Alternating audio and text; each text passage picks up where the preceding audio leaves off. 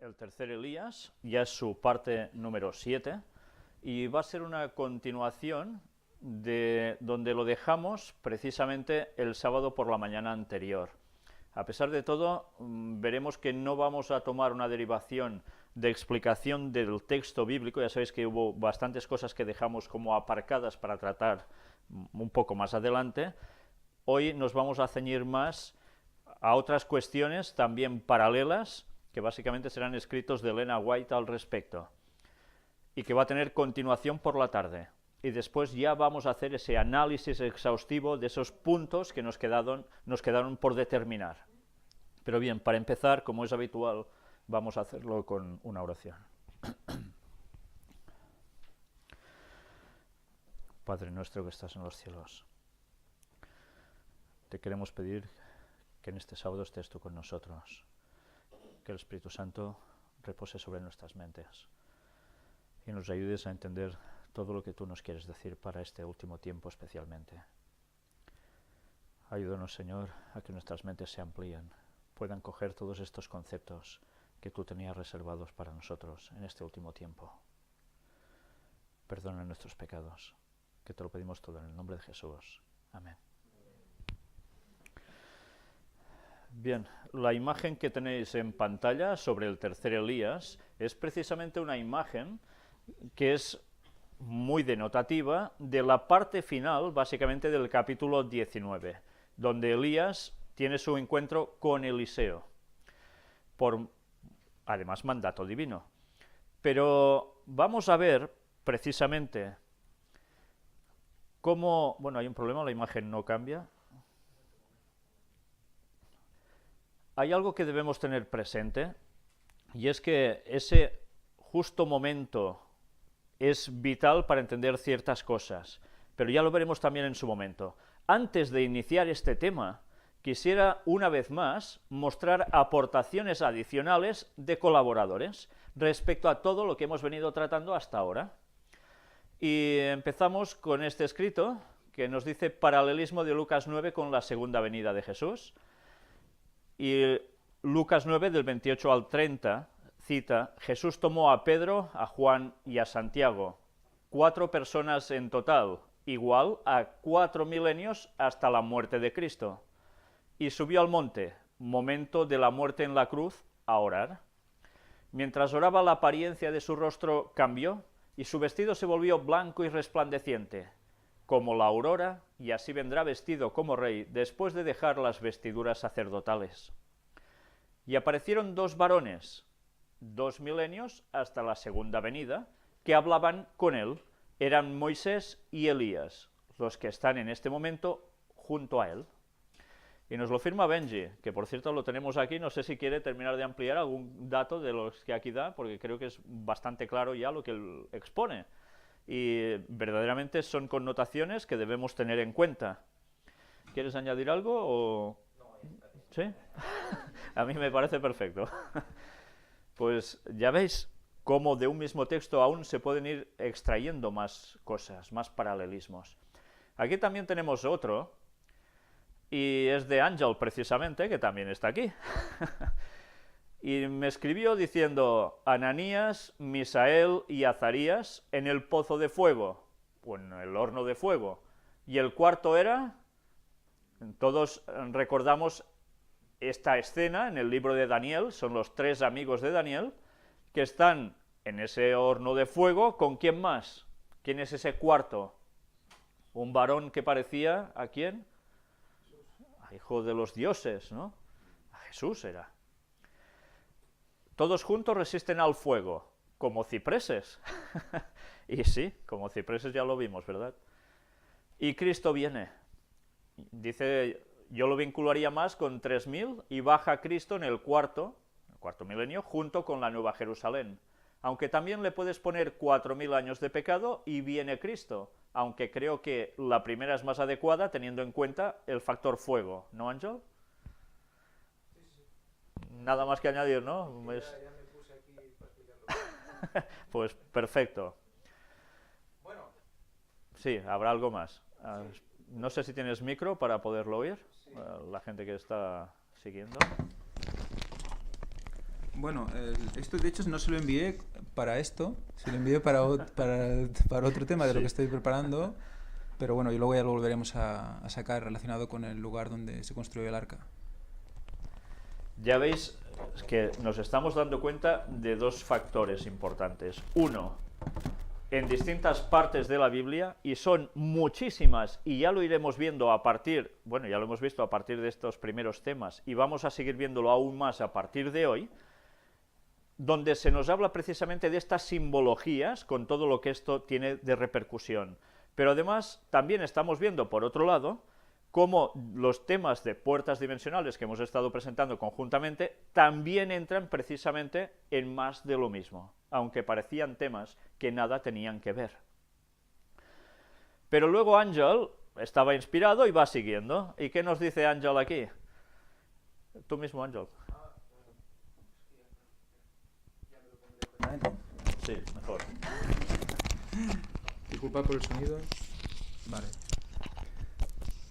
Noé entra al arca refugio 7 días antes. Al 7º día vino la lluvia. Al 7º día viene Cristo. Creo que Cristo tardará 7 días desde que sale del santuario celestial hasta que llega a la tierra, y que en esos 7 días se darán las 7 plagas, a plaga por día.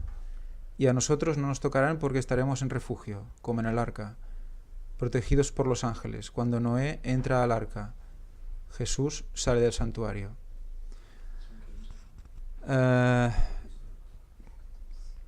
Yo esto se lo envié a nivel particular para que se discutiera, no era la intención de sacarlo a público, o sea que todo esto es una apreciación personal que se puede discutir muchísimo, pero básicamente es el hecho de que Noé entrara al arca 7 días antes, y el hecho de que Elena White dice que las plagas se dan después de que Jesús sale. Ahora veremos este escrito al cual haces tu referencia en primeros vale. escritos.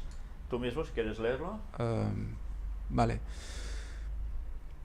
Primeros escritos, las postreras plagas y el juicio. En el Congreso General de los Creyentes en la Verdad Presente, que se celebró en Sutton, Vermont, en septiembre de 1850, me fue mostrado que las 7 últimas plagas serán derramadas después que Jesús salga del santuario. Este dato es muy interesante, ¿eh? Sí, sí. Las plagas suceden después que Jesús sale del santuario, no previamente. Sí, sí, es que eso, claro, implica que es muy cercano al momento de la llegada. Claro. Porque cuando sale él del santuario, ¿qué hace? Es cuando pronuncia las palabras consumado es. El que es injusto siga siendo justo todavía y el que es injusto siga siendo injusto todavía. ¿Y qué hace él con su vestimenta? Se cambia. Se muda de vestidos, se saca sus ropas de sumo sacerdote y se pone las de rey para venir a buscarnos. Y eso sucede en esos momentos. Sí, sí. Y bueno, y recordé que tardamos nosotros 7 días en llegar allí también, ¿no? Cuando nos recoge, ¿es eso? No recuerdo, bueno. Dijo el ángel: la ira de Dios y del Cordero es lo que causa la destrucción o muerte de los impíos. Al oír la voz de Dios, los santos serán poderosos y terribles como un ejército con banderas, pero no ejecutarán entonces el juicio escrito. La ejecución del juicio se producirá al fin de los 1000 años. Pues bien, ahora vamos viendo cómo este escrito se junta con lo que tú estabas diciendo precisamente aquí, ese paralelismo. Lo que está claro es que hay algo, esos 7 días antes dentro del arca implican algo que debemos de interpretar al tiempo del fin. Y podría ser esto. Es lo que el refugio, porque recordemos que uno de los significados de kafar en todas sus raíces, bueno, en todas sus derivaciones, uno de ellos era refugio. Y eso es lo que me llevó a decir esto, ¿eh? Pero en bueno. el séptimo milenio, ¿qué va a suceder? Si al fin de los 6000 años, justo cuando se cumplen los 6000, viene Jesús, sucede el otro milenio, y después no vamos a estar refugiados al final de ese milenio, precisamente en la Nueva Jerusalén, cuando haya la destrucción para todo el mundo impío, incluidos Satanás y sus ángeles. Sí. El reflejo del arca de Noé. Eso es brutal, sí, porque hablamos de cómo la bajada de las aguas representaba justamente eso. Y cómo otra vez la Nueva Jerusalén y el arca de Noé están también vinculadas, sí. Pues ya veis una vez más, ¿no?, cómo estas temáticas van totalmente paralelas. La Biblia conceptos que parecían distintos, nos estaba diciendo el mismo mensaje, con historias que parecían nada tienen que ver. Bien, aquí entramos en el texto de Primera de Reyes 19, aquí lo tenéis en pantalla. Quisiera recordaros, no os lo voy a leer, porque ya lo leímos, los podéis leer otra vez en vuestras casas si queréis. Os lo pongo aquí especialmente para que sigamos viendo que hay una cantidad de numerología puesta también en este texto, realmente interesante, y que esto también seguiremos analizando. Y cuando digo numerología, no me estoy refiriendo a que cite en concreto números como 1, 2, 3, 4, sino también en cosas que se van escribiendo aquí y que aparecen, que se pueden contabilizar. Pues bien, sobre eso hablaremos posteriormente, con más detalle, porque ahora voy a entrar en quizás una parte que diréis, bueno, ¿y qué tenía que ver una cosa con otra? Pues la verdad, esto decidí ponerlo esta noche mismo, antes de poner toda la temática por orden, cuando ya prácticamente lo tenía, porque algo me decía que ya debía mostrarlo. Hemos estado hablando cómo la referencia al tercer Elías marca la venida de Jesús, ese mensaje final de este pueblo final, pero que además todo esto va acompañado ¿de qué? De que hay un momento clave en la historia, que es precisamente ese retorno. Pues bien, como hemos ido ya mostrando distintos textos en la Biblia que nos están hablando de ese momento, que nos marca en qué milenio eso sucedería, vamos a ver una cita clave de Elena White. Ya os lo veis, os lo he puesto en unos colores llamativos y de santuario además. Extraída del Conflicto de los Siglos. Es un libro que prácticamente todo adventista tiene o debería tener, porque es triste que muchos adventistas jamás se hayan leído este libro, jamás, y además que muchos lo repudien. Precisamente esta cita clave de Elena White está en estas páginas que son muy conocidas por todos aquellos que alguna vez se han al menos ojeado este libro, porque ya en los estudios bíblicos, precisamente este diagrama que veis en la página izquierda es mostrado, es lo referente a la profecía de los 2300 días, años. Justo en estas dos páginas hay la clave que Elena White nos dejó marcada y que tantos años hemos tenido delante y no nos habíamos ni enterado. Bueno, quizás algunos sí. Os hemos remarcado aquí en azul el punto clave de lo que hay en este diagrama. Todos recordamos el esquema justo en el momento de la muerte de Jesús. Es en el año, ¿cuál? 31 de la era cristiana, del calendario que nosotros utilizamos actualmente, prácticamente en todo el mundo. En el punto número 4, que es donde hay la cruz marcada como símbolo de la muerte de Cristo en el año 31, que es a la mitad de la semana, de la última de las semanas, de las 70, que estaban determinadas sobre el pueblo judío. El punto 4 nos dice, el Mesías príncipe fue cortado a la mitad de la semana cuando fue crucificado en el año 31 de nuestra era, y cita Daniel 9:27, Mateo 27, versículos 50 y 51. Hasta aquí todos, creo que cualquier adventista esto se lo sabe de sobras, y si no se lo sabe tiene un grave problema.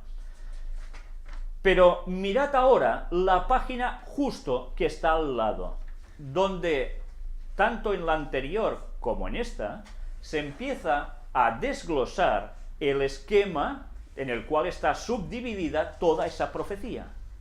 Y llegamos precisamente a un párrafo que creo que es el más vital, o de los más vitales, que jamás podremos leer en nuestras vidas.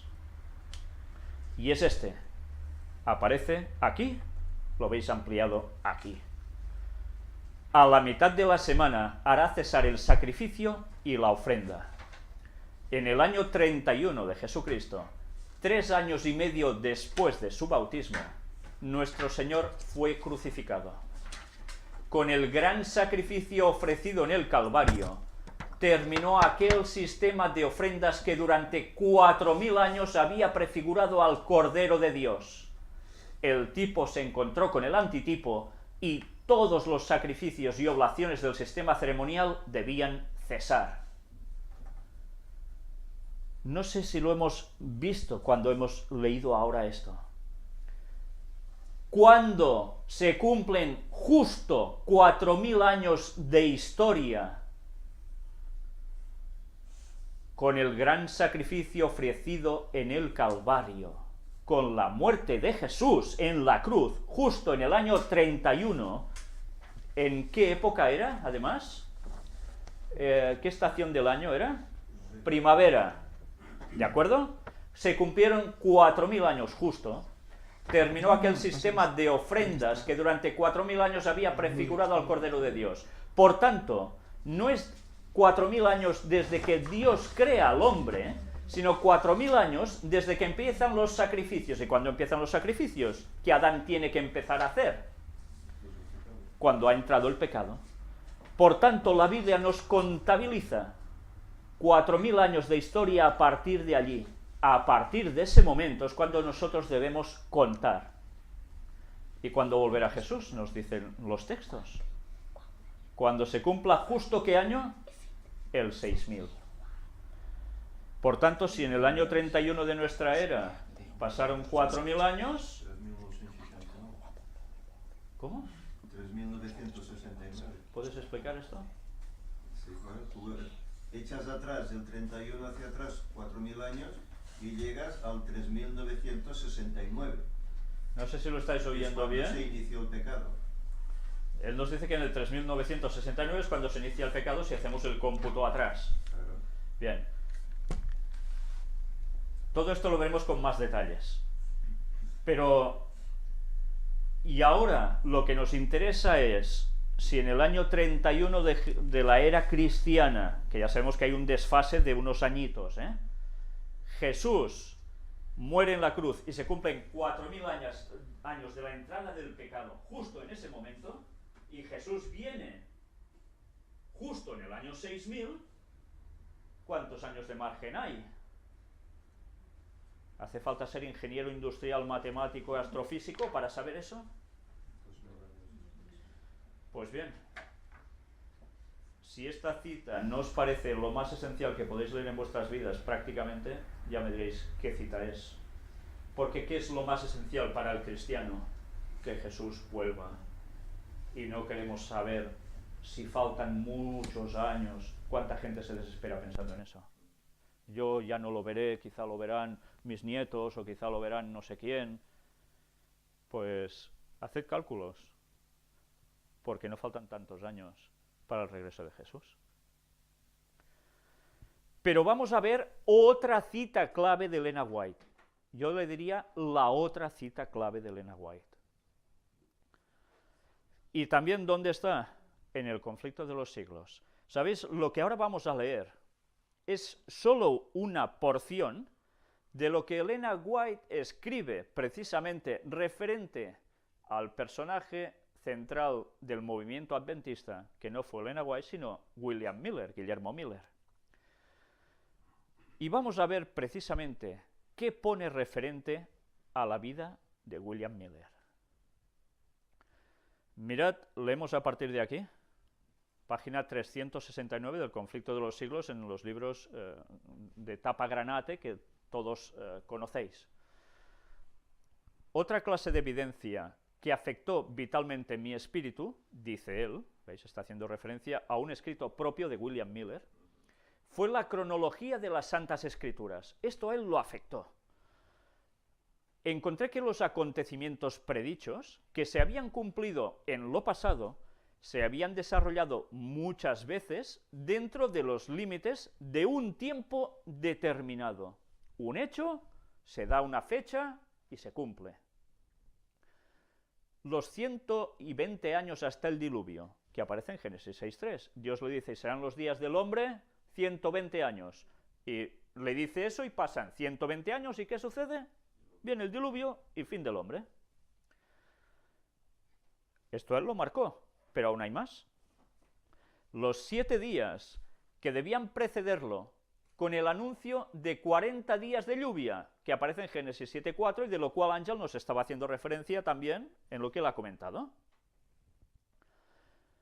Los 400 años de la permanencia de la posteridad de Abraham en Egipto, que aparece en Génesis 13. Todo está delimitado. Los 3 días de los sueños del copero y del panadero, Génesis 40, del 12 al 20. Los 7 años de Faraón, Génesis 41, del 28 al 54, también. Los 40 años en el desierto, que aparecen en Números 14:34. Los 3 años y medio de hambre, que aparece precisamente en Primera de Reyes 17:1, que ya lo hemos tratado. También dice, véase Lucas 4:25. Los 70 años del cautiverio en Babilonia, Jeremías 25:11. Los 7 tiempos de Nabucodonosor, que aparecen en Daniel 4, del 13 al 16. Y las 7 semanas, 62 semanas, y la 1 semana, que sumaban 70 semanas determinadas sobre los judíos, tal como aparece en Daniel 9, del 24 al 27. Todo está delimitado, marcado. Todos los acontecimientos limitados por estos periodos de tiempo no fueron una vez más que asunto profético, pero se cumplieron de acuerdo con las predicciones. Es evidente, todo tiene un punto en concreto, delimitado. Y William Miller se percató de esto, y cualquiera que sea un poco abierto se da cuenta de que esto es así. Pero mirad qué sigue diciendo ahora, estad atentos a esto, porque no tiene desperdicio. Por consiguiente, al encontrar en su estudio de la Biblia varios períodos cronológicos que, según su modo de entenderlos, se extendían hasta la segunda venida de Cristo, no pudo menos que considerarlos como los tiempos señalados que Dios había revelado a sus siervos. Claro, él entendía que Jesús volvía y hacía sus cálculos dándose cuenta de que evidentemente tiene que haber un cálculo para eso, porque en la Biblia está lleno, cada hecho tiene su contraposición en años marcados. Las cosas secretas, dice Moisés, pertenecen a Jehová nuestro Dios, mas las reveladas nos pertenecen a nosotros y a nuestros hijos para siempre. Y el Señor declara por el profeta Amós que no hará nada sin que revele su secreto a sus siervos los profetas. Y esto aparece en Deuteronomio 29:29 y Amós 3:7. Y atención ahora, atención ahora. Así que los que estudian la palabra de Dios pueden confiar que encontrarán indicado con claridad en las Escrituras el acontecimiento más estupendo que debe realizarse en la historia de la humanidad. No hay fecha, ¿verdad? ¿Y quién dice ahora no hay fecha, ni se puede saber? No hablo de día y hora, fecha. Si Elena White mismo nos lo está diciendo que está indicado con claridad en las Escrituras, ¿cuál es el acontecimiento más estupendo que debe realizarse en la historia de la humanidad? Es la segunda venida de Jesús. ¿Podéis seguir diciendo no hay fecha para la venida de Jesús? ¿Jamás se sabrá? Termina diciendo el texto: estando completamente convencido, dice Miller, de que toda escritura divinamente inspirada es útil, segunda de Timoteo 3:16, que en ningún tiempo fue dada por voluntad de hombre, sino que fue escrita por hombres santos inspirados del Espíritu Santo, segunda de Pedro 1:21, y esto para nuestra enseñanza, para que por la paciencia y por la consolación de las Escrituras tengamos esperanza. Romanos 15:4. ¿No tenemos esperanza ahora sabiendo lo que falta para el regreso de Jesús? Pues ya no sé qué esperanza podemos tener entonces. No pude menos que considerar las partes cronológicas de la Biblia tan pertinentes a la palabra de Dios y tan acreedoras a que las tomáramos en cuenta, como cualquiera otra parte de las Sagradas Escrituras. ¿Estaba equivocado Miller con esto, acaso? Pensé, por consiguiente, que al tratar de comprender lo que Dios en su misericordia había juzgado conveniente revelarnos, yo no tenía derecho para pasar por alto los períodos proféticos. ¿Sabéis? Elena White no recrimina en ningún momento lo que Miller hizo. No lo recrimina para nada, para nada. Y ahora nosotros, desde entonces, estamos poniendo excusas de que no se puede saber la fecha del retorno de Cristo, cuando ella misma da validez a las palabras de William Miller. ¿Y de qué modo le da la validez a la propia Biblia diciéndonoslo? Pues bien, si después de esto aún seguimos pensando no se puede saber, tenemos un grave problema de preconceptos.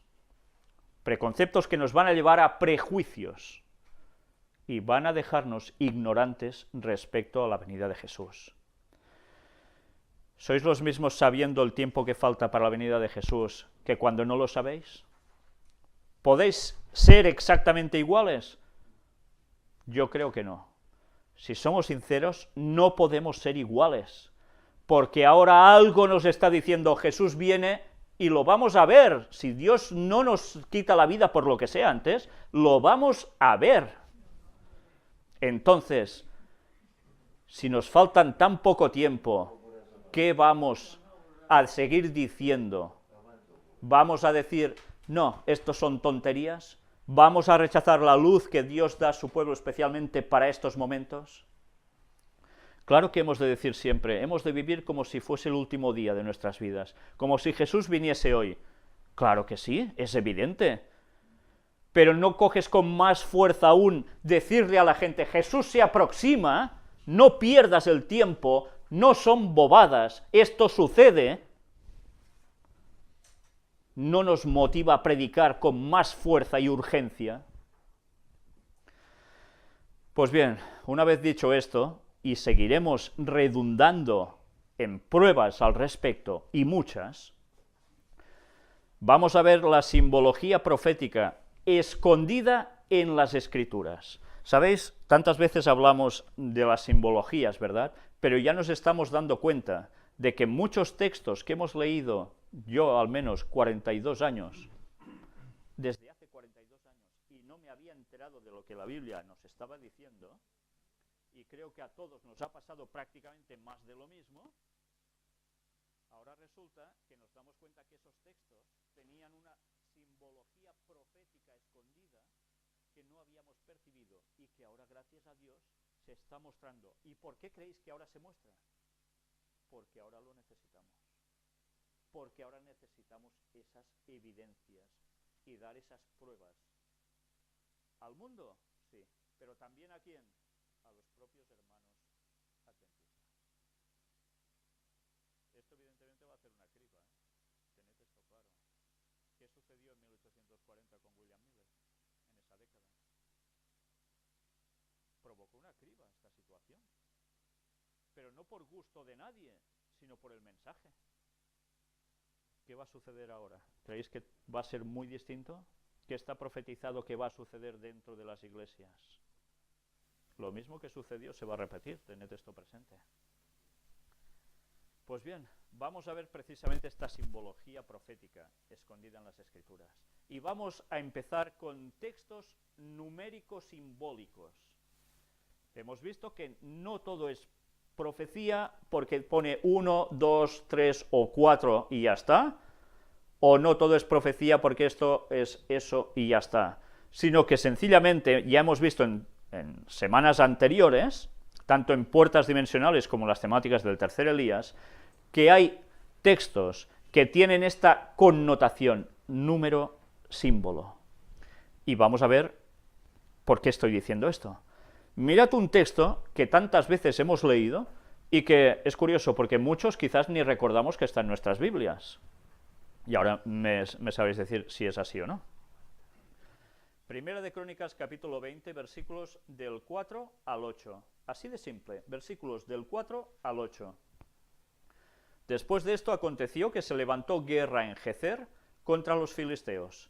Y Sibecai Usatita mató a Sipai de los descendientes de los gigantes y fueron humillados. O sea, alguien se levanta y mata a descendientes de gigantes. Volvió a levantarse guerra contra los filisteos. ¿Quién era el gigante más conocido de los filisteos? Goliat. ¿Pero era el único? No era el único. Mirad ahora que sigue diciendo. Y Elhanán, hijo de Jair, mató a Lami, hermano de Goliat geteo, que era otro pedazo de gigante. El asta de cuya lanza era como un rodillo de telar, que eso debería ser la pera, vamos. Y volvió a haber guerra en Gat, donde había un hombre de grande estatura, el cual tenía 6 dedos en pies y manos, 24 por todos, y era descendiente de los gigantes. Aquí nos da un detalle curioso, 6 dedos. Sobre esto se ha escrito mucha parafernalia, sobre todo del mundo, ya sabéis, tipo extraterrestre, que se hablando de que se nos crearon, etcétera, etcétera. Pero este dato, bueno, es una curiosidad y ya está. ¿Creéis que este dato es una curiosidad y ya está? Hombre, evidentemente no es muy normal ver una persona con 6 dedos en cada mano y en los pies. Pero casos ha habido. Y también personas que, ya puestos a decir, tienen como unas membranas aquí entre los dedos. Claro, enseguida mucha gente dice, uy, esto es porque nos crearon esos que parecían ranas del espacio. Bueno, pues salvando estos comentarios tontos, sacados de contexto de mucha gente, muy mal basados, esto no está aquí por casualidad, y ahora vamos a terminar de verlo. 24 por todos y era descendiente de los gigantes, cuando ha hecho su suma, Este hombre injurió a Israel, pero lo mató Jonatán, hijo de Simea, hermano de David, o sea, el sobrino de David, ¿qué hace? Va y también hace lo mismo que hizo su tío con Goliat. Estos eran descendientes de los gigantes en Gat, los cuales cayeron por mano de David y de sus siervos. Y ahora termino y digo, ¿y qué? ¿Y qué? ¿Cuántos de vosotros recordabais que esto está en vuestras Biblias? Es que a veces hay detalles que dices, ostras, yo no recuerdo que sucediera esto de ir a matar gigantes toda esta gente. Vamos a ver este texto que nos está diciendo. ¿Cuántos gigantes aparecen aquí? 3. Destrucción de 3 gigantes. Y curiosamente hay uno que tiene 6 dedos en cada mano, que en total son 24 dedos. ¿Y? Ya hemos cogido unos números, 3 gigantes, mirad una vez más las simbologías. No solo es día por año, ya os lo dijimos la semana anterior. Hay otro tipo de simbologías. 3 gigantes igual a 3000 años. ¿Y qué sucedió? La destrucción y la victoria. Pues ahora aplicad esto a la eternidad. 3000 años, ¿y qué va a suceder después de Jesús? La destrucción con su segunda venida y la victoria eternas, ¿o no? Lo mismo. Perdón. 6 dedos, 6000 años. 24 dedos, 6 por 4 es el resultado de esta operación. 6000 años total de historia y 4000 años parcialmente aparición de Cristo en la tierra, destrucción y salvación desde los 4 ángulos de la tierra, 6 por 4, 24, que además podemos dividir 2 más 4 igual a 6. Y el 6, ya sabemos que es que, una vez más, número del hombre, los 6000 años y el regreso de Jesús. En esos pocos versículos, bajo numerología simbólica, nos estaba indicando precisamente el tiempo desde Jesús, cuando apareció en Belén, y sobre todo su muerte en la cruz, hasta el final, hasta su regreso. Y después, toda la historia de la humanidad. Pues bien, si esto os parece una bobada, Veremos qué cantidad de textos nos dice esto. Una vez presentado todo esto, evidentemente decimos, bueno, ¿y 24 qué tiene que ver? Vamos a recurrir una vez más, si me cambia la imagen, a el señor Ballinger, y mirad cómo nos vuelve a explicar más sobre cuestiones numéricas que aparecen en la Biblia. ¿Y qué nos dice sobre el número 24? Al ser un múltiplo de 12, expresa de una manera más elevada la misma significación, como sucede con 22 de 11. 11 y 11, 22, 12 y 12, 24, es el doble. Es el número asociado con el gobierno y el culto celestial, del que la forma terrenal en Israel era solo una copia. Se nos dice que tanto Moisés como David ordenaron todas las cosas relacionadas con el culto del tabernáculo y del templo por revelación directa de Dios y como copia de las cosas celestiales. Y aquí cita todos estos textos. Y la séptuple frase, como Jehová había mandado a Moisés, da testimonio de la ordenación divina del todo. Así era con los 24 órdenes de sacerdotes en el templo terrenal. Fueron instituidos en base a las figuras de las cosas celestiales. Ya veis, 24. Una vez más, significación con el cielo. Pues bien, vamos a terminar el tema hoy aquí y vamos a proseguir por la tarde.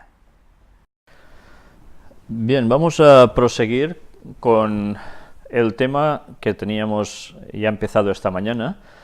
Ahora ya no vamos a hablar precisamente sobre ciertos textos bíblicos ni ciertas citas tan elocuentes de Elena White en el sentido para si hay fecha para el retorno de Cristo. Y bueno, había un matiz que quería comentaros por si no había quedado claro. En una de las citas que os he mostrado antes sobre William Miller, que aparece en el Conflicto de los Siglos, la cita clave que he marcado en azul, recordad que esa cita no la escribió William Miller, sino que es un comentario que hace Elena White al respecto. Por eso era tan elocuente esa cita y tan clara. Pero ahora ya vamos a una parte más espiritual de lleno, que son los comentarios sobre Primera de Reyes capítulo 19, que es el que estamos tratando ahora, en estos momentos, sobre el tercer Elías. Ya hemos visto en la presentación de que el cuadro, de la imagen, representaba precisamente eso, a Elías junto a alguien más, Eliseo. Pues vamos a ver cómo Elena White, en este libro que ella también escribió al respecto, Profetas y Reyes, aparece lo que ella escribe respecto a este tema de Elías y Eliseo. Ya veis, es el capítulo 17 de este libro, haciendo referencia al capítulo 19 de Primera de Reyes, y lo tituló El llamamiento de Eliseo. Dios había ordenado a Elías que ungiese a otro hombre para que fuese profeta en su lugar. Le había dicho: a Eliseo, hijo de Safat, ungirás para que sea profeta en lugar de ti. Primera de Reyes 19:16. Y en obediencia a la orden, Elías se fue en busca de Eliseo. Todo esto sucede cuando Dios le ha dado también que una premisa de tener que ir a ungir a alguien. Después de ungir a dos reyes, debía ir también a ungir a su sucesor. Y entonces es cuando Elías va hacia la búsqueda de Eliseo. Mientras se dirigía hacia el norte, notaba cuán cambiado estaba el escenario en comparación con lo que había sido poco tiempo antes. Entonces la tierra estaba quemada, y no se labraban las regiones agrícolas, porque hacía 3 años y medio que no caía rocío ni lluvia. Ahora la vegetación brotaba por todos lados, como para redimir el tiempo de la sequía y del hambre. Después de esos 3 años y medio ya habían empezado a caer las lluvias y empezaba a brotar otra vez la vegetación. El padre de Eliseo era un agricultor rico, cuya familia se contaba entre los que no habían doblado la rodilla ante Baal en un tiempo de apostasía casi universal. En su casa se honraba a Dios y la obediencia a la fe del antiguo Israel era la norma de la vida diaria. En tal ambiente habían transcurrido los primeros años de Eliseo, en la quietud de la vida en el campo, bajo la enseñanza de Dios y de la naturaleza, y gracias a la disciplina del trabajo útil, adquirió hábitos de sencillez y de obediencia a sus padres y a Dios que contribuyeron a hacerlo idóneo para el alto puesto que había de ocupar más tarde. Vaya lección tenemos aquí. Él venía de un linaje rico. Su padre era un agricultor rico, Eliseo. Pero además eran fieles a Dios hasta en los momentos de más adversidad de adoración a Baal. Eran uno de esos 7.000 que no habían doblado sus rodillas ante Baal. A veces pensamos que, mira, por ser rico lo más fácil es que se va a perder ya directamente. Bueno, pues puede ser rico y puede ser también un buen creyente y fiel. ¿Abraham era pobre o era rico? Era rico, y en cambio fue fiel a Dios. Pero además es interesante notar que la vida en el campo fue la que dio a Eliseo ese punto esencial para poder ocupar después ese sitio tan especial como profeta de Dios y sustituto de Elías. Demostró con ello, como nos decía aquí, una obediencia a sus padres, cuando en esos momentos de adoración a Baal seguramente era lo menos habitual. Ahora está sucediendo exactamente lo mismo. Es muy difícil encontrar personas que obedezcan a sus padres de un modo sencillo, cuando todo lo que se busca es siempre el uno mismo. Esto es interesante, ¿eh? Es una gran lección para ahora. Pero vamos a ver aún más cosas. Llegó el llamamiento profético a Eliseo, mientras que, con los criados de su padre, estaba arando en el campo. Era rico, pero él estaba ocupado. Se había dedicado al trabajo que tenía más a mano. Poseía capacidad para ser dirigente entre los hombres y la mansedumbre de quien está dispuesto a servir. No es una faceta nada fácil, precisamente, de ver en muchas personas. Tener capacidad de ser dirigente y ser manso, dispuesto a servir. Si esto fuera la moda entre el mundo político, qué bien iríamos. Pero hay alguien que curiosamente está adoptando esto de un modo público, y es el Papa. Al menos es toda la apariencia. Ante esto, ¿quién puede decir que eso es malo? Pero eso es algo que todos deberíamos hacer de corazón, no con fingimientos. Y estar siempre que podamos atareados. Dotado de un espíritu tranquilo y amable, era sin embargo enérgico y firme. Tantas veces se dice, uy, es que este es muy tranquilo. Cuando una persona se dice que es muy tranquila, al menos en este país, es que es una persona que todo le resbala, que no se preocupa por nada, pero que tampoco tiene mucha energía para hacer las cosas. En cambio, él era de un espíritu tranquilo y amable, pero al mismo tiempo podía ser enérgico y firme, y combinaba estas cualidades. ¿Son las cualidades de qué? De un auténtico líder. No de un dictador, sino de un auténtico líder del pueblo de Dios. Manifestaba integridad y fidelidad, así como amor y temor de Dios. Y en el humilde cumplimiento del trabajo diario, adquirió fuerza de propósito y nobleza de carácter, mientras crecía constantemente en gracia y conocimiento. Al cooperar con su padre en los deberes del hogar, aprendía a cooperar con Dios. Esto deberíamos tenerlo presente también a la hora de educar a nuestros hijos. Cooperar en los deberes del hogar también te ayudan a aprender a cooperar con Dios. Elena White escribe mucho al respecto y en Conducción del Niño, ese libro recopilatorio suyo, se dan muchas directrices al respecto. El detalle de que es trabajo diario con lo que se adquiere fuerza de propósito y nobleza de carácter, nos está indicando ya algo esencial. Y es que en estos tiempos en los que estamos viviendo, en que tanta gente está sin trabajo, al menos en nuestra zona, algo va a quedar afectado en el carácter de las personas, sobre todo de los jóvenes, que no pueden tener un empleo diario y que va a repercutir en su forma de ser. Si podéis y no tenéis trabajo, quizás una solución es ir a vivir al campo. Quizás allí encontráis trabajo de algo, de labores campestres, por duras que puedan ser. Bien, cada uno sabe lo que tiene que hacer con sus vidas, pero realmente tengamos presente que lo que queremos es adquirir el carácter ideal para poder servir a Dios a lo máximo. Pero mirad ahora qué escribe ella, que también es mucho más que interesante.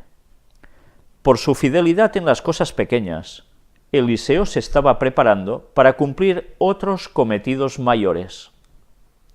Día tras día, por la experiencia práctica, adquiría idoneidad para una obra más amplia y elevada. Aprendía a servir, y al aprender esto, aprendía también a dar instrucciones y a dirigir. Esto encierra una lección para todos. Nadie puede saber lo que Dios se propone lograr con sus disciplinas, pero todos pueden estar seguros de que la fidelidad en las cosas pequeñas es evidencia de idoneidad para llevar responsabilidades mayores. Cada acto de la vida es una revelación del carácter, y únicamente aquel que en los deberes pequeños demuestra ser obrero que no tiene de qué avergonzarse, tal como aparece en 2 de Timoteo 2:15, puede ser honrado por Dios con una invitación a prestar un servicio más elevado. Es curioso cuando todo esto se nos está mostrando y cuando podemos coger lo que aquí se nos dice e ir comparando con lo que vemos normalmente. Cuántas ansias de poder, de querer ser algo, de querer tener una gran responsabilidad, sucede ya en puestos de trabajo de muchas personas, pero lo peor es cuando esto sucede a nivel de creyentes dentro de iglesias, en las cuales se busca el llegar a un cargo máximo, pero se busca muy poco el servir a los demás. Solo empezando con las cosas pequeñas, sirviendo a los demás, te vas capacitando para poder conseguir también dirigir y llevar adelante una tarea mayor que Dios pueda llegar a encomendarte. Pero no se pueden dar saltos de abajo hasta arriba de golpe, porque el carácter quizás no está preparado para conseguir todo esto. Es un proceso diario. Todo esto evidentemente nos lleva a pensar algo. Quien quiera ser el mayor entre vosotros debe ser vuestro servidor, dijo Jesús. El que considera que no tiene importancia la manera en que cumple las tareas más pequeñas, demuestra que no está preparado para un puesto de más honra. Puede considerarse muy competente para encargarse de los deberes mayores, pero Dios mira más hondo que la superficie. Después de la prueba, queda escrita esta sentencia contra él: pesado has sido en balanza y fuiste hallado falto. Su infidelidad reacciona sobre él mismo. No obtiene la gracia, el poder, la fuerza de carácter que se reciben por una entrega sin reservas. Una vez más, no somos conscientes que las cosas pequeñas, la fidelidad en las cosas pequeñas, el trabajo bien hecho, trabajemos de lo que trabajemos, va a dar su fruto precisamente en nuestro carácter, que al fin y al cabo es lo único que Dios podrá utilizar en las personas. Con un buen carácter, preparado para todo lo que Dios quiera transmitirle, es como Dios puede trabajar hacia esa persona y hacia los demás. Por no estar relacionados con alguna obra directamente religiosa, muchos consideran que su vida es inútil, que nada hacen para hacer progresar el reino de Dios. Si tan solo pudiesen hacer algo grande, con cuánto gusto lo emprenderían. Pero porque solo pueden servir en cosas pequeñas, se consideran justificados por no hacer nada. En esto hierran. Un hombre puede estar sirviendo activamente a Dios mientras se dedica a los deberes comunes de cada día, mientras derriba árboles, prepara la tierra o sigue el arado. Cualquier trabajo es digno ante Dios, pero no solo esto, sino que siendo fieles en esas cosas pequeñas de cada trabajo, es cuando nos estamos capacitando, no siendo conscientes de ello, y así Dios puede utilizar nuestro carácter ya formado para hacer cosas mayores. ¿Sabéis? Hay algo que siempre me ha llamado mucho la atención, y es que lo he visto en varias iglesias, pero principalmente en la que yo he vivido más tiempo. Y allí siempre me he dado cuenta de una cosa. Cuando las personas tienen cargos un poco elevados, para que me entendáis, son de mandar mucho, pero difícilmente son de actuar ellos para que todo vaya bien. Todos sabemos cómo en las iglesias adventistas el diaconado básicamente se ha convertido en preparar las cosas para que todo funcione, y es una forma de servir totalmente a la iglesia. Pero curiosamente, siempre hay esos casos en los que alguien se encarga mucho de decir, haz esto, haz eso, pero ellos jamás hacen nada. Solo mandan, y ese paso intermedio se lo han saltado a la torera, porque lo consideran que eso es una faena para otros, de la cual parece ser que ellos no son dignos.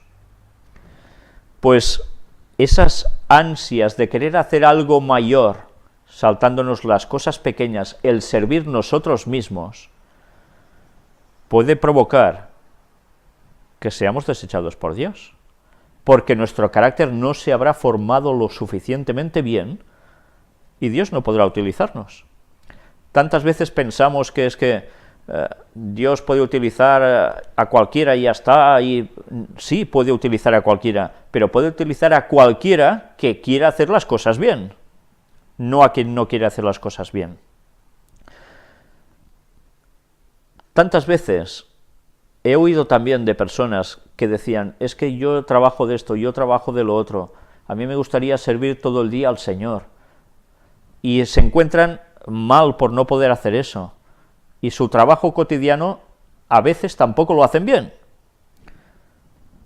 Todo esto no prepara al creyente para hacer una obra superior. Dios sabe en qué momento debemos ser elegidos o estamos preparados para hacer algo distinto, pero eso está en manos de Dios, no en nuestras manos, mientras nosotros debemos hacer las cosas que tengamos a nuestra mano del mejor modo posible, y Dios ya hará. ¿Sabéis? Hay algo curioso, y os lo digo porque ya sabéis que yo desde hace ya un tiempo solo me dedico a preparar temas, presentarlos, a responder gente a través de los mensajes que me escriben, de llamadas de teléfono, etcétera, etcétera. Me paso prácticamente todas las horas del día y casi de las de la noche haciendo esto. Pero yo no he hecho toda la vida esto.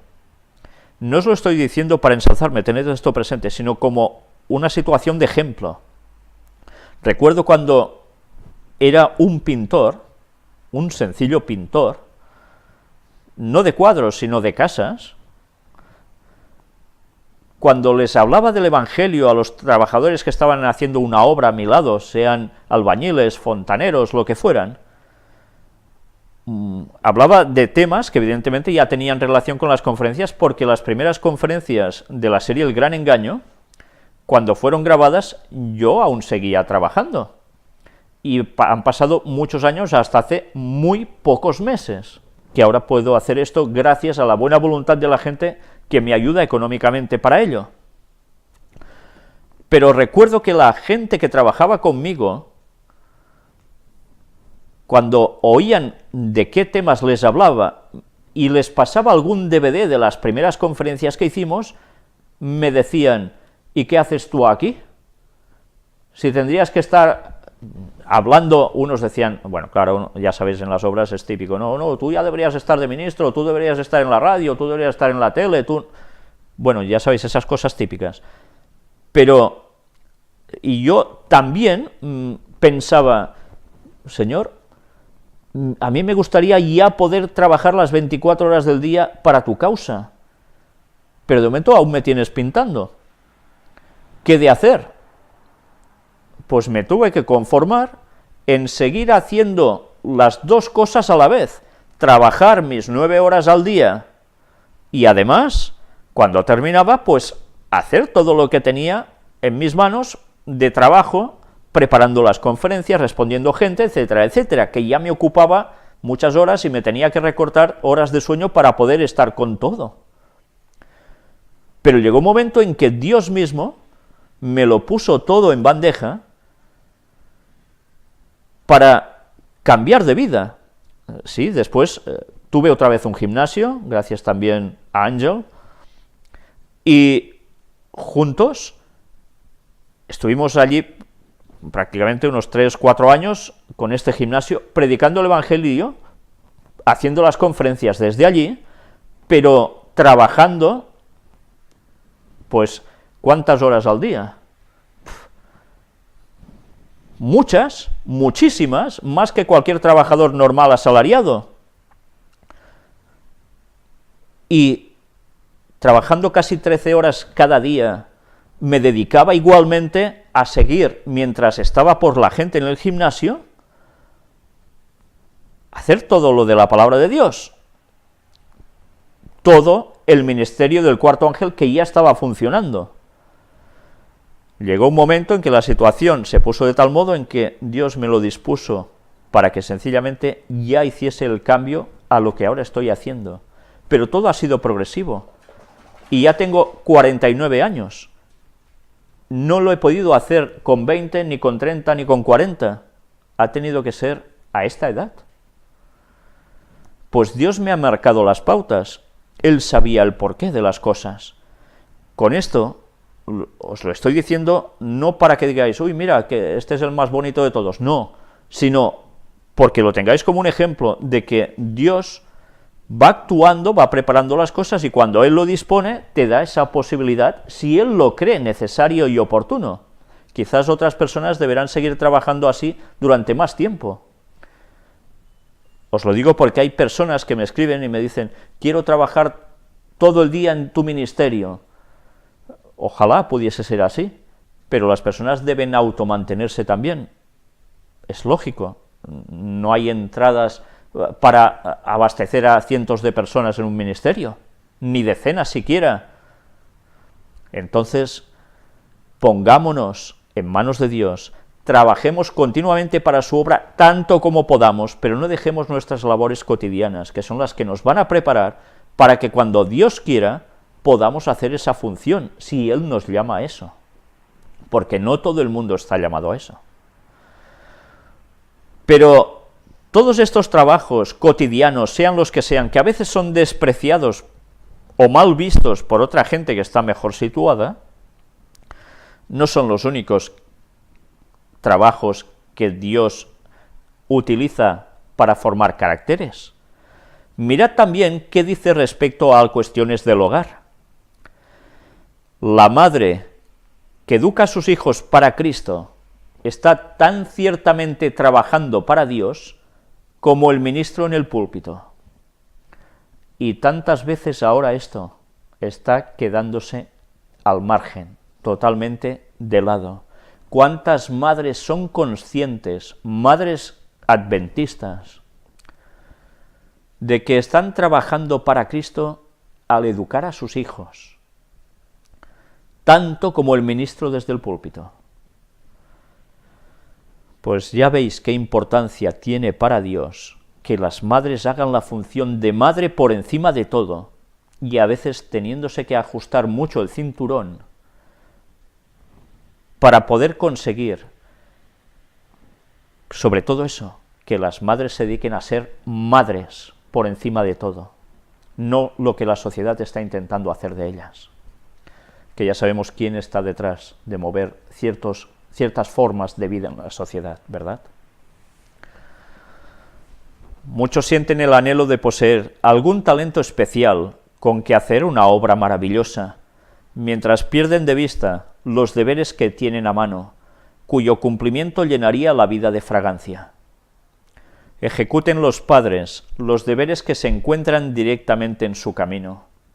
El éxito no depende tanto del talento como de la energía y de la buena voluntad. Esto es muy interesante. El éxito no depende tanto del talento como de la energía y de la buena voluntad. No es la posesión de talentos magníficos lo que nos habilita para prestar un servicio aceptable, sino el cumplimiento concienzudo de los deberes diarios, el espíritu contento, el interés sincero y sin afectación por el bienestar de los demás. En la suerte más humilde puede hallarse verdadera excelencia. Las tareas más comunes, realizadas con una fidelidad impregnada de amor, son hermosas a la vista de Dios. ¿Recordáis a Jesús qué hizo hasta los 30 años? Era carpintero. ¿Y no era Jesús el hombre ideal para hacer su trabajo público ya desde joven? Por supuesto, mucho más que cualquiera de nosotros. Y en cambio, hasta los 30 años, Dios lo tuvo trabajando de carpintero. Toda una lección para nosotros. Cuando Elías, divinamente dirigido en la búsqueda de un sucesor, pasó al lado del campo en el cual Eliseo estaba arando, echó sobre los hombros del joven el manto de la consagración. Durante el hambre, la familia de Safat se había familiarizado con la obra y la misión de Elías, y ahora el Espíritu de Dios impresionó el corazón de Eliseo acerca de lo que significaba el acto del profeta. Era para él la señal de que Dios le llamaba a ser sucesor de Elías. Esa escena, de esa imagen, ese dibujo que nos hemos puesto al principio, de cuando pasa Elías por delante de Eliseo y le echa el manto encima suyo, Eliseo sabía de sobras qué significaba ese acto. No era para fastidiarlo, para que taparle la cara y no viese nada, no. Él sabía que el significado de un manto puesto sobre otra persona era darle el qué. Pues lo mismo que él estaba haciendo. ¿Qué hacía un rey? Tenía su capa. Si se la daba a otro, ¿qué quería decir? Pues que el reino se lo estaba cediendo al otro, para que también reinara. En este caso era cuestión de profetas. Él sabía que Dios lo estaba llamando para ser el sucesor de Elías. Entonces, dejando él los bueyes, vino corriendo en pos de Elías y dijo: mirad este trozo lo que quiere decir. Cuando Elías le tira el manto pasando por delante de él, ¿automáticamente suelta el arado y ya va andando junto a él? No. Dice que tiene que correr en pos de Elías. ¿Qué significa esto? Pues que aún debió seguir un punto trabajando, haciendo sus surcos, o no sé qué hacía con esos bueyes, con esas yuntas de 12 bueyes, y cuando él termina eso, va directamente. O sea, es fiel en su trabajo hasta ese mismísimo punto.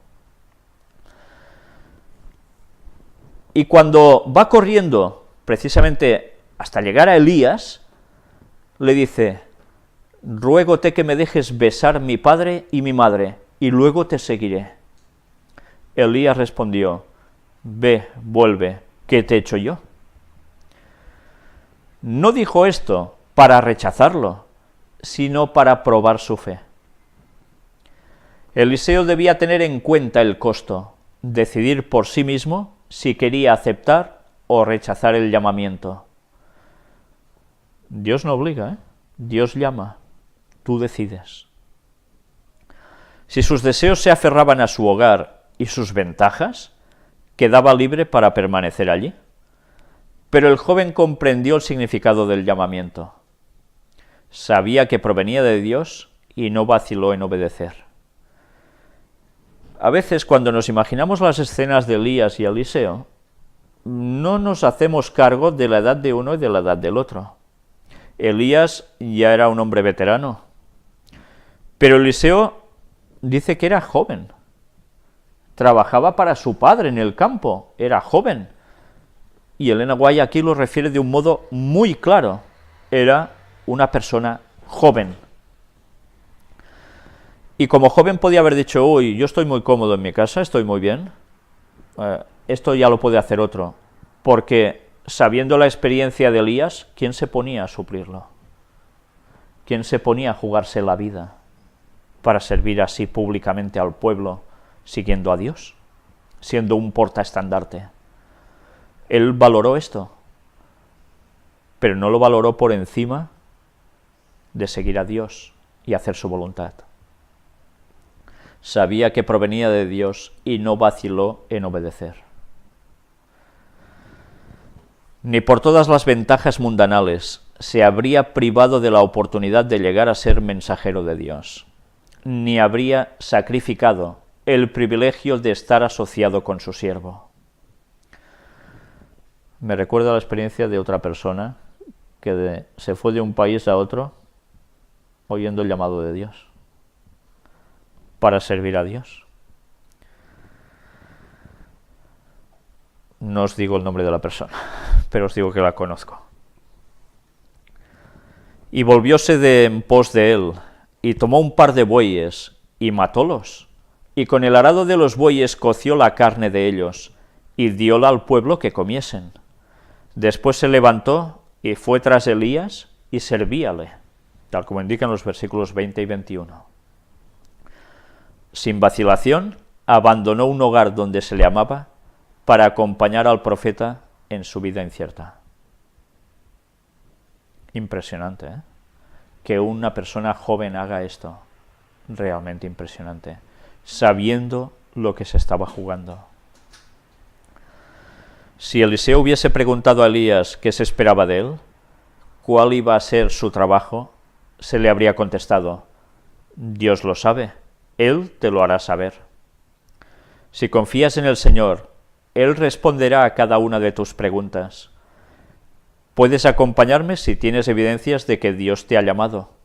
Debes saber por ti mismo que Dios me apoya y que lo que oyes es su voz. Si puedes considerarlo todo como escorias a fin de obtener el favor de Dios, ven. Este llamamiento se parecía al que recibió la respuesta dada por Cristo al joven rico que le preguntó: ¿qué bien haré para tener la vida eterna? Cristo contestó: si quieres ser perfecto, anda, vende lo que tienes y dalo a los pobres, y tendrás tesoro en el cielo, y ven y sígueme. Todos conocemos estas palabras del capítulo 19 de Mateo, ¿verdad? Eliseo aceptó el llamamiento a servir, y no miró atrás a los placeres y comodidades que dejaba. El joven rico, al oír las palabras del Salvador, se fue triste, porque tenía muchas posesiones, dice el texto. No estaba dispuesto a hacer el sacrificio pedido. El amor que sentía por sus bienes era mayor que su amor por Dios, o su amor a Dios. Al negarse a renunciar a todo por Cristo, demostró que era indigno de servir al Maestro. La invitación a ponerlo todo sobre el altar del servicio le llega a cada uno. No se nos pide a todos que sirvamos como sirvió Eliseo, ni somos todos invitados a vender cuanto tenemos, pero Dios nos pide que demos a su servicio el primer lugar en nuestra vida, que no dejemos transcurrir un día sin hacer algo que haga progresar su obra en la tierra. Él no espera de todos la misma clase de servicio. Uno puede ser llamado al ministerio en una tierra extraña. A otro se le pedirá tal vez que dé de sus recursos para sostener la obra del Evangelio. Dios acepta la ofrenda de cada uno. Lo que resulta necesario es la consagración de la vida y de todos sus intereses. Los que hagan esta consagración oirán el llamamiento celestial y le obedecerán. ¿Cuántas personas, supongo que todos habéis conocido gente así, que su mundo es su trabajo, su vida es su trabajo, y cuando terminan de trabajar aún piensan en el trabajo, y se van a dormir pensando en el trabajo, y se levantan pensando en el trabajo, pero no piensan en hacer para nada la obra de Dios? Porque estoy hablando de cristianos, no estoy hablando de gente del mundo en general, que no conozcan a Dios. Debemos tener un propósito en esta vida, y es vivir para dar el Evangelio a los demás, para dar el mensaje de salvación a alguien que lo está necesitando ahí fuera. No estamos aquí para hacernos ricos, ni estamos aquí para disfrutar, como dice la gente, de la vida y ya está. A cada uno de los que lleguen a participar de su gracia, el Señor indica una obra que ha de hacer en favor de los demás.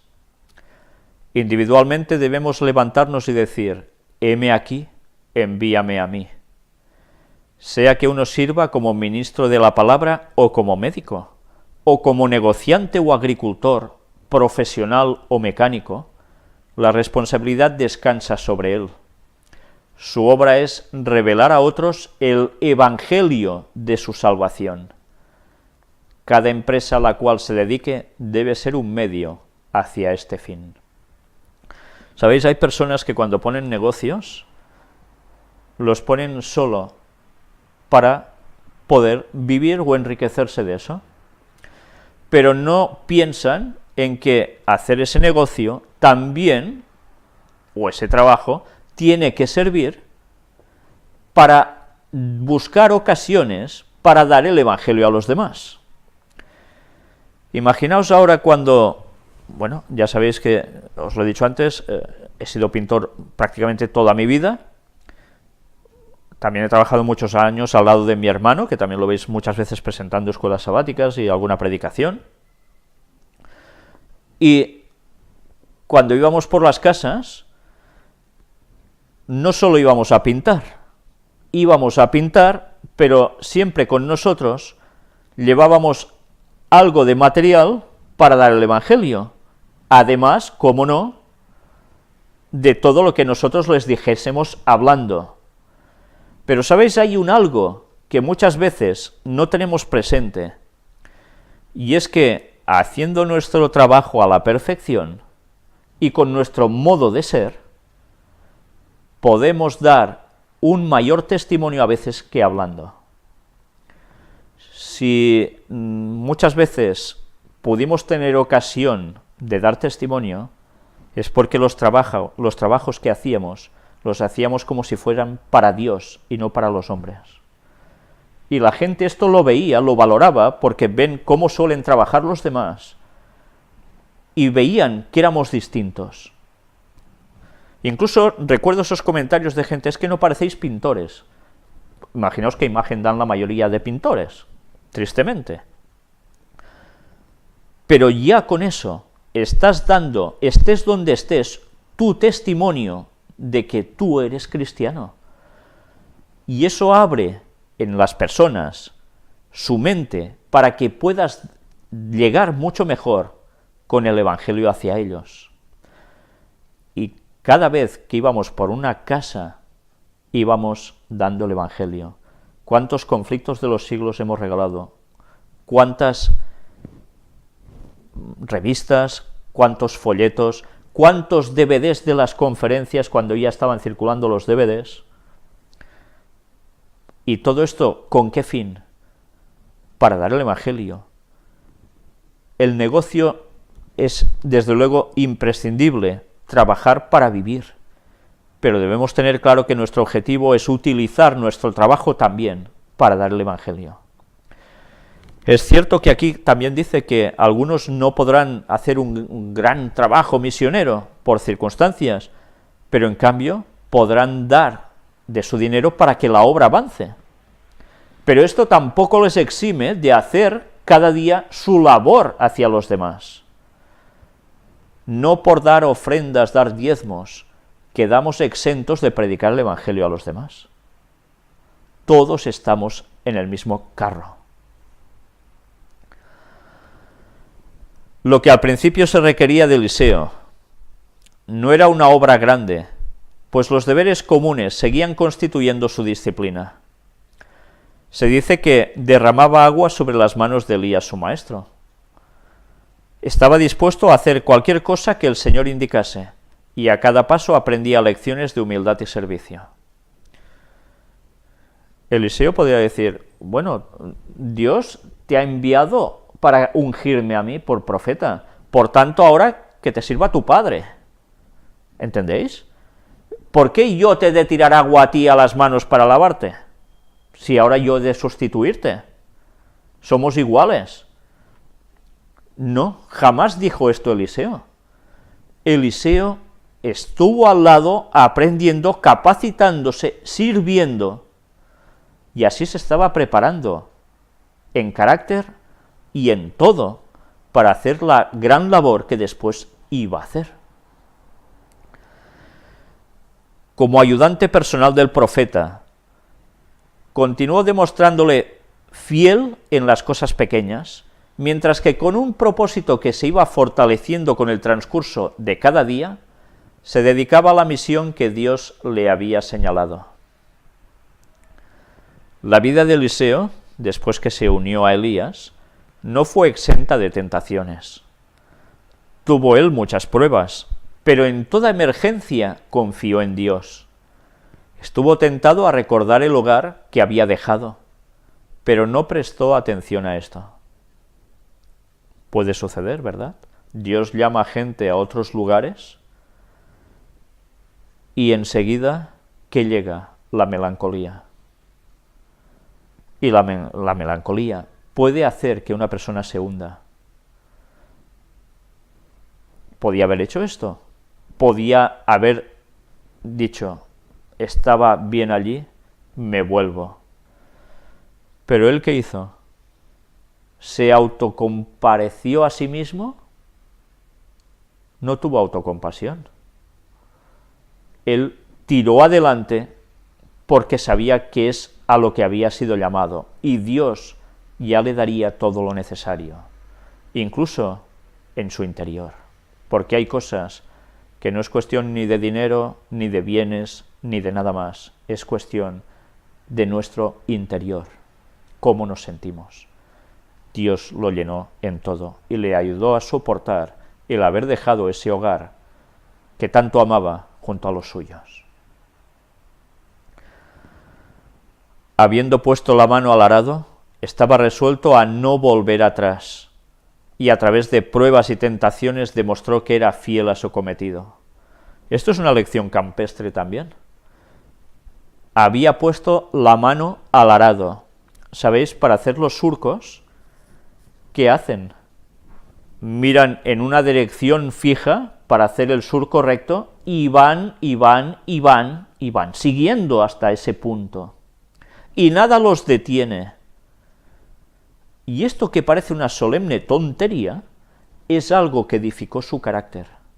Ese trabajo cotidiano, con objetivo, que nada lo iba a torcer, le sirvió para seguir adelante con su cometido. ¿Cuántas veces no damos importancia a lo que hacemos cotidianamente en nuestros trabajos que nos están formando el carácter? ¿Qué hubiese pasado si él hubiese tenido por costumbre, voy tirando del arado, me canso porque da el sol, aquí lo dejo, me tumbo un rato, el buey que vaya tirando para acá y para allá haciendo lo que quiera, y después cuando me vaya bien me vuelvo a coger del arado. Mirad si es importante cada detalle de lo que hacemos. Mirad cómo después sigue diciéndonos algo también muy interesante. El ministerio abarca mucho más que la predicación de la palabra. Significa preparar a los jóvenes como Elías preparó a Eliseo. Es decir, arrancarles de sus deberes comunes para asignarles en la obra de Dios responsabilidades que serán pequeñas al principio, pero que aumentarán a medida que ellos adquieran fuerza y experiencia. ¿Sabéis? Esto también me recuerda a la iglesia que siempre he asistido toda mi vida, hasta hace, lamentablemente, unos pocos años, por situaciones que ya sabéis. Pero recuerdo que quien dirigía esa iglesia lo tendré siempre en muy alta estima, porque esa persona que ya falleció, recuerdo que siempre cuando una persona entraba nueva a la iglesia, intentaba, sobre todo si era joven, el caso, intentaba que fuera adquiriendo, primero aprendiendo un poquito, y a la mínima ya intentar darle algo de un poco de cargo de importancia, algún cometido, que aunque no fuera mucho, era un primer paso. Y poco a poco, a medida que esa persona joven iba madurando, le daba, junto evidentemente a la junta de iglesia, como no, le iban dando esos pequeños cargos que iban cada vez a más responsabilidad. Y así iba preparando a las personas hasta llegar el punto en que esas personas también llegaban a ser, pues, máximos responsables en esa iglesia. Recuerdo que con mi hermano y conmigo hicieron lo mismo.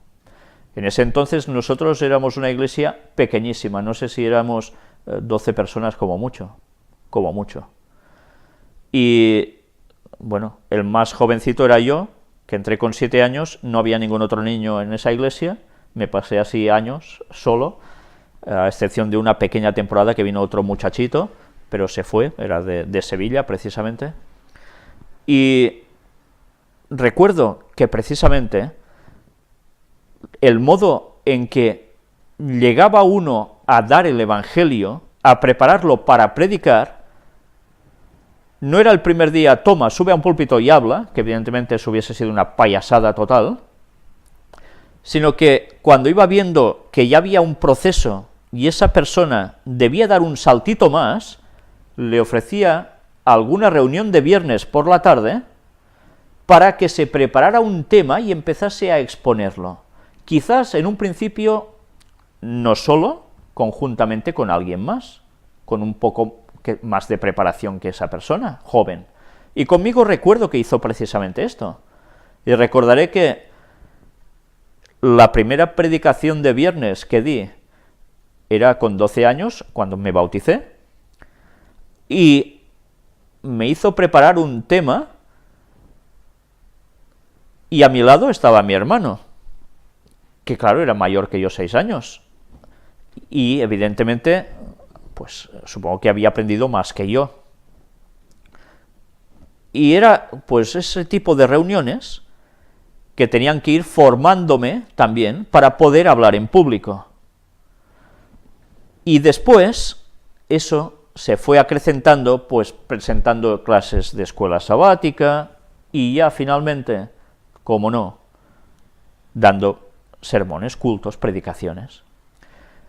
Después ya, conferencias, todo lo que ha venido después. Si no hubiese habido una preparación previa, buscando a esos jóvenes, en este caso yo mismo, para ir cultivándome, para poder hacer algo más abiertamente, y quizás de un ámbito más externo, no tan interno de una pequeña iglesia, pues si no hubiese sido por todo este proceso, quizás hubiese sido imposible hacer estas conferencias y todas estas temáticas y predicaciones. Tengamos presente esto. Los jóvenes, además, los niños de ahora y jóvenes, son los que van a terminar la obra, porque ya habéis visto esta mañana qué poco tiempo nos queda para el retorno de Jesús. Debemos preparar a nuestros jóvenes para que no estén por bobadas, que sigan siendo jóvenes, pero jóvenes sabiendo lo que creen y para qué van a servir. Dios los quiere utilizar, pero pide de nosotros que trabajemos en ellos para que ellos puedan ser los portaestandartes en el momento final. Quizás a nuestro lado, pero debemos prepararlos. Esto no son cosas banales, son cosas importantes. La iglesia o el grupo que se reúne cristiano y no está por sus jóvenes, preparándolos para dar testimonio, no es iglesia ni es nada. Las iglesias que tienen a jóvenes solo para distraerlos con, mira, ahora un club de conquistadores, a un club de no sé qué, vamos a hacer estas manualidades, vamos a hacer esto de aquí, vamos para allá, y bueno, que puede estar más o menos bien, pero no se preparan específicamente en aprender de la palabra de Dios, trabajar sus caracteres y de aquí predicar, de nada va a servir. Se les dará teatro, que hagan mucho el payaso, mucha mímica, mucho lo que sea, pero se los prepara para dar el mensaje de salvación a los demás directamente. Tengamos esto presente. Hay en el ministerio hombres de fe y oración, hombres que pueden decir lo que era desde el principio, lo que hemos oído, lo que hemos visto con nuestros ojos, lo que hemos mirado y palparon nuestras manos tocante al verbo de la vida, lo que hemos visto y oído, eso os anunciamos. Ya sabéis ese texto de 1 de Juan 1, versículos 1 y 3. Los obreros jóvenes e inexpertos deben ser preparados por el trabajo realizado en relación con estos experimentados siervos de Dios. Así aprenderán a llevar cargas. Los que se dedican a dar esta preparación a los obreros jóvenes prestan un servicio noble. Y vuelvo a detenerme, pensando en cuando las cosas empezaron a torcerse hace años ya, en muchas iglesias, cuando se decía, no, los jóvenes solo tendrán sus reuniones especiales aparte con jóvenes, los mayores a un lado, los jóvenes en otro. ¿Y qué van a hacer? Pues bueno, yo todo lo que vi eran prácticamente burradas, pérdidas de tiempo, nada o muy poco para preparar a los jóvenes como obreros. Y eso empezó a causar una división entre los jóvenes y los mayores. Los mayores ya no podían estar con los jóvenes intentando corregirles si cabía en algo, prepararlos, sino que los jóvenes se iban a montar su fiesta, entendedme, su forma de hacer que tan pocas veces tenía que ver con la palabra de Dios. Y ese abismo ha terminado en que muchos jóvenes, y ya os hablo de mi época cuando era joven, ahora ya no están en las iglesias. Se han ido, hace muchos años que ya se han ido, porque no se los preparaba para hacer la obra de Dios. Se los distraía, pero no se los preparaba. Y ahora, ¿dónde están esos jóvenes? Sabéis, a veces me escribe gente, y gente que ha sido adventista, gente que incluso yo había conocido, algunos no, pero que habían dejado la iglesia siendo prácticamente de mi edad hace ya muchos años. Gracias a Dios, el Señor ha seguido llamándolos. Y gracias a Dios a través del mensaje del cuarto ángel, del ministerio, de nuestro mini ministerio, por alguna circunstancia Dios les puso algún vídeo, algún DVD delante y se han vuelto a enganchar a Dios. Y esos testimonios a mí son los que más me conmueven, porque quiero decir que aunque muchos se hayan ido, algo hay aún en ellos que puede ser utilizado y despertado por Dios para que regresen. No todo está perdido. A estos también debemos buscar. Pero la Iglesia va a pagar muy caro, y lo está pagando muy caro, la pérdida de jóvenes que estén por lo que deben estar, que estén bien instruidos en las doctrinas de la palabra de Dios, y no que empiecen a especular y a sacar falsas doctrinas, y a ir derivando hasta que finalmente ya no saben realmente ni qué creen, y finalmente terminan fuera de las iglesias. Recordemos, a los jóvenes hay que prepararlos, no distraerlos. El Señor mismo coopera con sus esfuerzos, y los jóvenes a quienes se dirigieron las palabras de consagración y se otorga el privilegio de asociarse con obreros fervorosos y piadosos, deben aprovechar en todo lo posible sus oportunidades. Dios los honró al elegirlos para servirle, y al colocarlos donde pueden adquirir mayor idoneidad para Él, deben ser humildes, fieles y obedientes, y dispuestos a sacrificarse. Si se someten a la disciplina de Dios, ejecutando sus instrucciones y eligiendo a sus siervos como sus consejeros, se desarrollarán en hombres justos, de principios elevados, firmes, a quienes Dios pueda confiar responsabilidades. Y he de contaros también la experiencia que estamos viviendo, ver cómo Dios está acercándonos a nosotros, justo aquí, a gente joven, que recibe el mensaje por los modos más diversos que Dios utiliza y los pone en contacto directo con nosotros. Y estos jóvenes que podían estar llevando una vida disipada como cualquier otro mundano, resulta que vienen con este espíritu, esta disposición a querer aprender para poder servir más a los demás.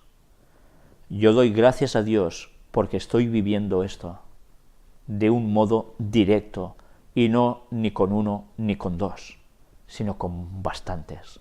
Gracias a Dios. El Señor está levantando ya a gente joven para hacer su obra, y gente con una capacidad extraordinaria como yo jamás había visto. Esto no sucedía antes. Antes había un proceso de maduración de años.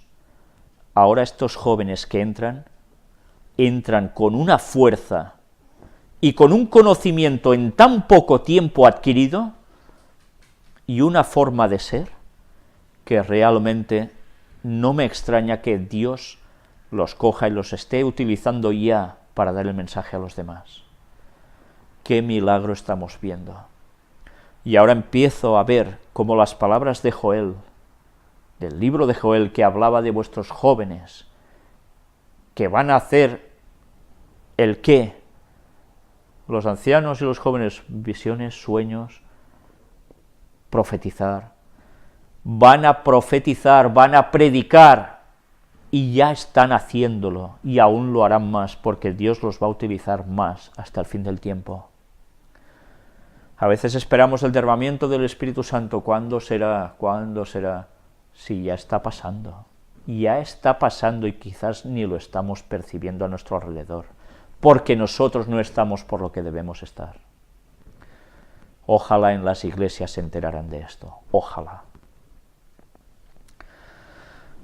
Luego nos sigue diciendo, si encuentro donde me he quedado, que me he perdido. Dios los honró al elegirlos para servirle y al colocarlos donde pueden adquirir mayor idoneidad para Él. Deben ser humildes, fieles y obedientes y dispuestos a sacrificarse. Recordemos siempre esto, dispuestos a sacrificarse. Si se someten a la disciplina de Dios, ejecutando sus instrucciones y eligiendo a sus siervos como sus consejeros, se desarrollarán en hombres justos, de principios elevados, firmes a quienes Dios pueda confiar responsabilidades. Recordemos estas dos frases que antes os había leído, porque en el momento en que estos jóvenes estén dispuestos a esto, nadie los va a poder parar. Y el fin vendrá, porque el Evangelio va a llegar a todas partes con la fuerza de esta juventud. Mientras se proclame el Evangelio en toda su pureza, habrá hombres que serán llamados del arado y de las vocaciones comerciales comunes, que suelen embargar la mente, y se educarán al lado de hombres de experiencia. Mientras aprendan a trabajar eficazmente, proclamarán la verdad con poder. Mediante admirables manifestaciones de la providencia divina, serán eliminadas y arrojadas al mar montañas de dificultades. El mensaje que tanto significa para los moradores de la tierra será oído y comprendido. Los hombres conocerán lo que es la verdad. La obra seguirá progresando cada vez más hasta que toda la tierra haya sido amonestada, y entonces vendrá el fin. Gente que también desde sus lugares de trabajo se van a volcar totalmente para dar el Evangelio. Cambios de vida totales. Y así el Evangelio llegará a su fin. Durante varios años después del llamamiento de Eliseo, él y Elías trabajaron juntos, de modo que el hombre más joven iba adquiriendo diariamente mayor preparación para su obra. Mirad que no fue automático, no va Elías, toma a Eliseo y ya está, y uno se va y el otro se queda, sino que están varios años codo a codo compartiendo y preparándose. Elías había sido usado por Dios para destruir males gigantescos. La idolatría que, fomentada por Acab y la pagana Jezabel, había seducido a la nación, había sido detenida en forma decidida. Habían sido muertos los profetas de Baal. Todo el pueblo de Israel había quedado profundamente conmovido, y muchos volvían a adorar a Dios. Como sucesor de Elías, Eliseo debía esforzarse por guiar a Israel en sendas seguras, mediante una instrucción paciente y cuidadosa. Su trato con Elías, el mayor profeta que se conociera desde Moisés, le preparó para la obra que pronto debería hacer solo. Aquí aprendemos otra gran lección. Podemos ser preparados para hacer la obra. Quizás llega un momento en que esa obra debemos hacerla solos, apartados de los demás. Quizás llega el momento en que nosotros preparamos a otros.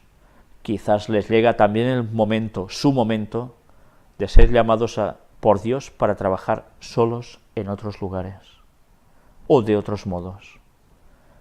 Y así, tal como sucedió con Eliseo, va a suceder también ahora. El mensaje va a ser dado a todo el mundo, porque las luces se irán difundiendo, esparciéndose por distintos lugares, brillando, abarcando el mundo entero. Una y otra vez durante esos años de ministerio conjunto, Elías debió reprender severamente males flagrantes. Cuando el impío Acab se apoderó del viñedo de Nabot, fue la voz de Elías la que profetizó su condenación y la de toda su casa. Esto lo veremos en próximos capítulos de Primera de Reyes. Y cuando Cocías, después de la muerte de su padre Acab, despreció al Dios viviente y se dirigió a Baal-zebub, dios de Ecrón, fue la voz de Elías la que se oyó una vez más en ardiente protesta. Mirad, toda la vida de Elías como profeta fue sencilla, fue durísima. Fue durísima, pero ¿a qué punto fue tan dura? que prácticamente todo lo que hacía era de denuncia, denuncia, denuncia y denuncia. ¿Por qué?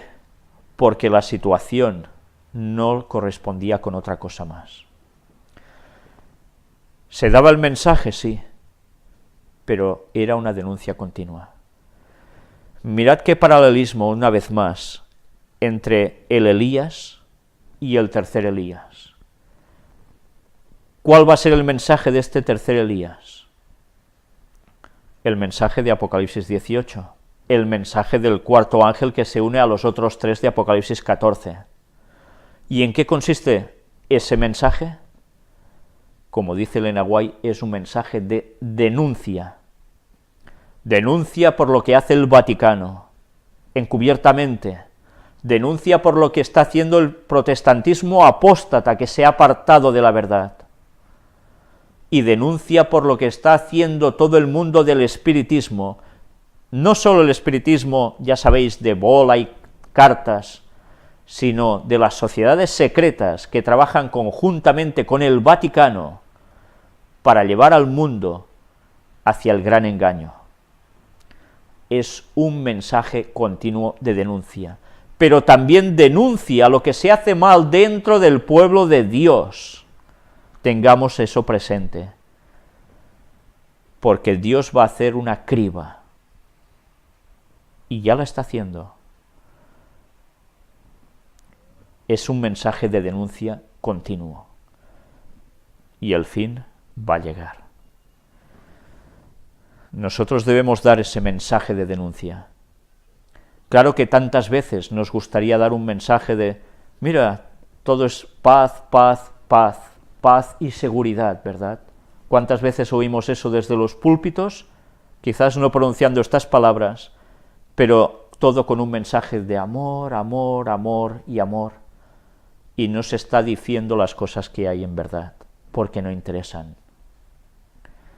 Y como eso causa repulsión, es mejor echar fuera a esa gente que no escucharlos. Pues ese debe ser nuestro mensaje, para preparar un pueblo para la venida del día de Dios. Y quizá digamos cosas que no gusten, pero hay que decirlas. Quizás vamos a oírnos muchas peores cosas de las que ya nos hemos oído, y más dando el mensaje de que sí hay una fecha para la venida de Jesús. Tengamos eso presente, porque los problemas van a volver a surgir. Y recordemos, la historia de William Miller no va a ser una historia aislada, volverá a tener su repetición. Pero esta vez el fin va a ser muy distinto. Ya no es un error, 1843, ya no es un segundo error, 1844, sobre la fecha de la venida de Jesús.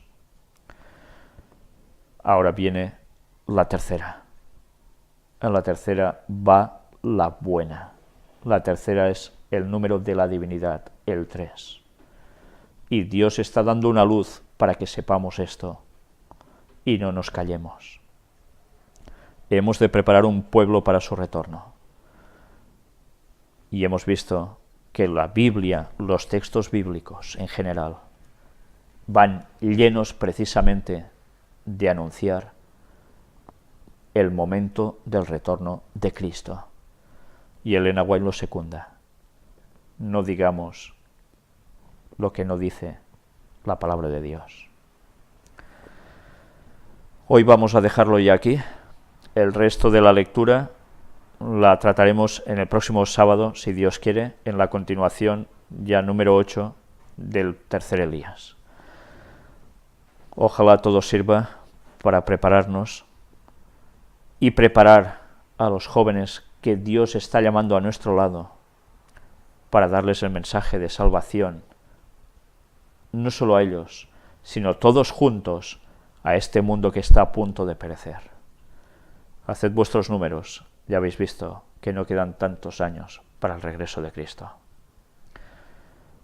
Ahora nos viene lo más duro, pero ahora viene cuando más debemos acercarnos a Dios y más debemos seguir diciendo la verdad hasta el fin, pase lo que pase. Que Dios nos ayude a ello. Que Dios os bendiga.